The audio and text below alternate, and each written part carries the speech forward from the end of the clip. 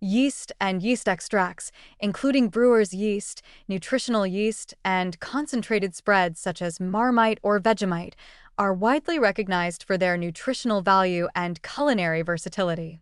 They are prized for their high B vitamin content, particularly B1, thiamine, B2, riboflavin, B3, niacin, B6, and B12, as well as for providing a rich umami flavor that enhances the taste of many foods. Nutritional yeast is commonly used as a supplement for vegetarians and vegans, while yeast extracts are popular as savory spreads and flavor enhancers in sauces, soups, and processed foods.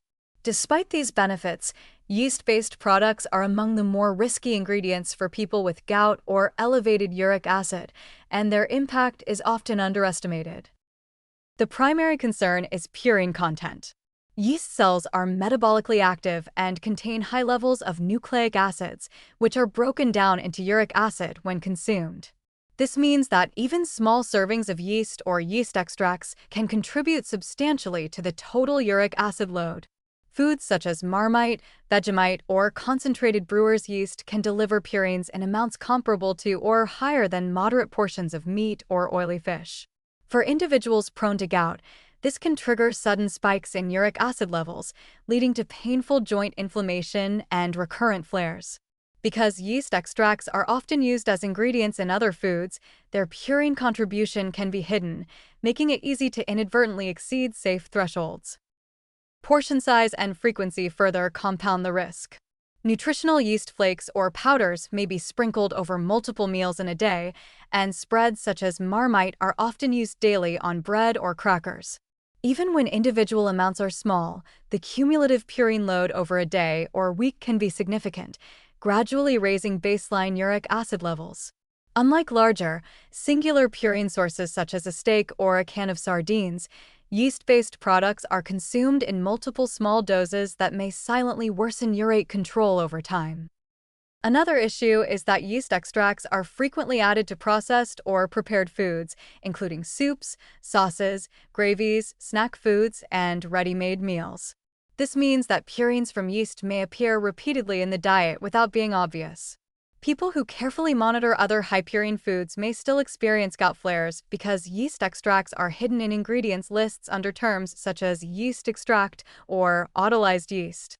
This hidden exposure makes it particularly challenging for gout-prone individuals to maintain stable uric acid levels. While yeast products provide valuable B vitamins and contribute to protein intake, these benefits do not counteract the purine burden. High B vitamin intake, including B12, has no protective effect against uric acid accumulation, and the anti-inflammatory properties of certain nutrients cannot prevent urate crystal formation in susceptible individuals. In some cases, reliance on yeast as a nutritional supplement can paradoxically increase the risk of gout, particularly if other high-purine foods are also being consumed regularly. For individuals with active gout or frequent flares, yeast and yeast extracts should be treated as a high-risk ingredient. During flare periods, these products should be avoided entirely, as the body's tolerance for purine intake is markedly reduced. Outside of flares, consumption should be limited, portions kept minimal, and careful attention paid to food labels to identify hidden yeast extracts.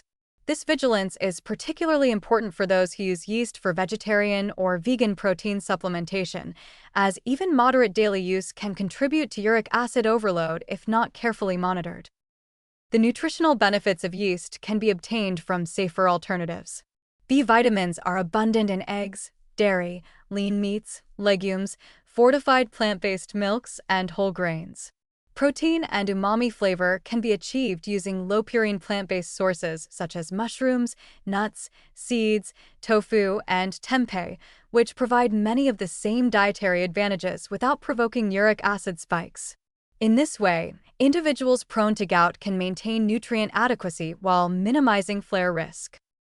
In summary, yeast and yeast extracts are nutritionally dense and flavorful, but highly purine-dense, making them a risky food for people with gout or elevated uric acid.